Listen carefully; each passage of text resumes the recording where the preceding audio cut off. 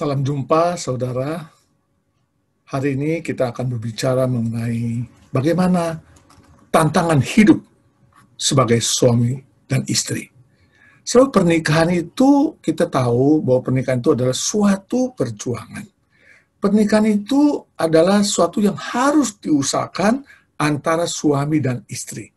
Pernikahan itu tidak terjadi begitu saja di dalam mengharmoniskan satu dengan yang lainnya. Tetapi usaha dari kedua belah pihak yang harus dilakukan terus-menerus di dalam kehidupannya.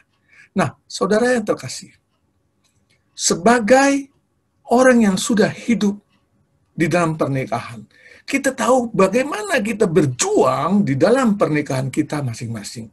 Menghadapi pasangan kita, ataupun pasangan kita berjuang menghadapi diri kita. Saudara, hal yang paling sulit dan tantangan yang paling besar adalah diri kita sendiri. Kenapa saya katakan diri kita sendiri, saudara? Karena kita tahu, kita adalah orang yang berdosa. Memang betul kita pernah diselamatkan dan sudah diselamatkan oleh Yesus Kristus di atas kayu salib. Tapi saudara, sifat keberdosaan yang ada dalam diri kita itu menetap dalam diri kita. Dan ini yang harus kita lawan terus-menerus, saudara. Dan inilah yang menggerogoti di dalam relasi kita bersama dengan pasangan. Jadi sifat keberdosaan ini selalu muncul di dalam diri kita tatkala kita sedang berelasi dengan pasangan kita. Bagaimana munculnya, saudara? Hal yang bisa kita lihat itu adalah pertama, kita begitu egosentris.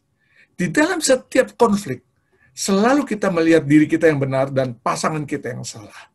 Dan kita selalu menginginkan pasangan kita mengikuti apa yang benar menurut kita.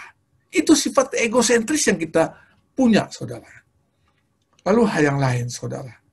Di dalam banyak hal, di dalam pernikahan, sebetulnya, saudara, kita banyak mencari atau keinginan kita untuk memenuhi kebutuhan diri kita yang kita ambil dari diri pasangan kita. Artinya, kita mengharapkan pasangan kita untuk selalu bisa memenuhi kebutuhan kita. Nah, saudara, itu dua hal yang sering kali muncul di dalam kehidupan kita, yang menjadi tantangan kita dalam kehidupan kita bersuami istri. Oleh karena itu, saudara, marilah kita menyadari bahwa saya adalah orang berdosa, dan saya harus menyelesaikan dosa saya di hadapan Kristus Yesus. Dan saya harus belajar mengalahkan sifat-sifat dosa yang selalu muncul di dalam diri saya tatkala saya berelasi dengan orang lain, tatkala saya konflik, khususnya dengan pasangan saya. Maka saya perlu belajar untuk tidak lagi egosentris, tapi kami atau saya atau kita semua memperhatikan juga akan kebutuhan dari pasangan kita. Lalu yang terakhir, saudara, kita harus belajar tidak hanya mencari pemenuhan untuk diri kita sendiri, tapi kita berpikir sebaliknya, bagaimana saya bisa memenuhi kebutuhan dari pasangan saya.